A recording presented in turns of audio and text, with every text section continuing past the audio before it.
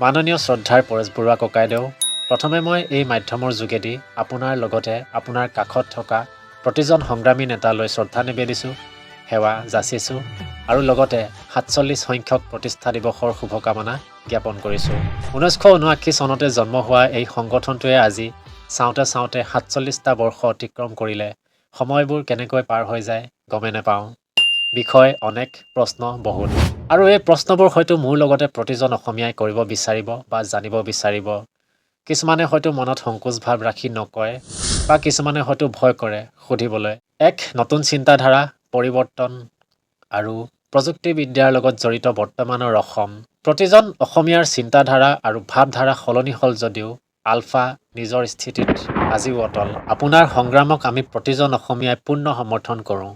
কিন্তু সেই সমৰ্থনত, সেই বিপ্লৱত বা আপোনাৰ সেই লক্ষ্যত উপনীত হ'বলৈ যাওঁতে যদি বাৰে বাৰে ভাতৃসদৃশ আমাৰ কুটুমসকলে প্ৰাণৰ আহুতি দিবলগীয়া হয়, নিৰ্দোষীসকলৰ প্ৰাণ যায়, তেন্তে তাৰ কিমান যুক্তি আছে আমি নাজানো।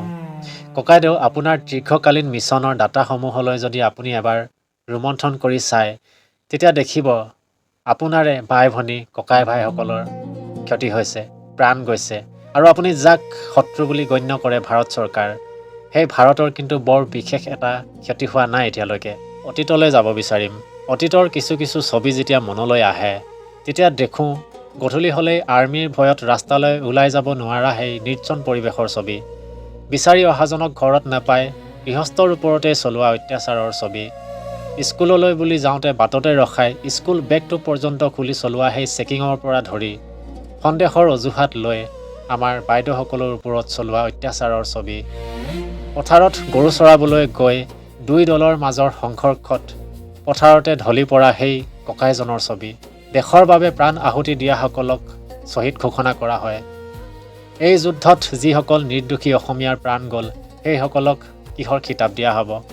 আপোনালোকৰ গুলীবৰ্ষণত যিসকল আৰক্ষী বিষয়াৰ প্ৰাণ গ'ল, সেইসকল আপোনাৰে ককাই ভাই নহয় জানো?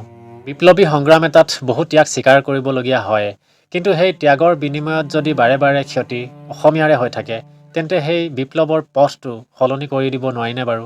সংবিধানৰ কিছু কিছু অংশ কৰ্তন কৰি তাক এক নতুন ৰূপ দিব নোৱাৰিনে বাৰু? কিছু সংখ্যক লোকে কয়, অসমীয়াৰ আস্থা আৰু বিশ্বাসৰ মাজত আপোনালোক আগৰ দৰে সোমাই থকা নাই।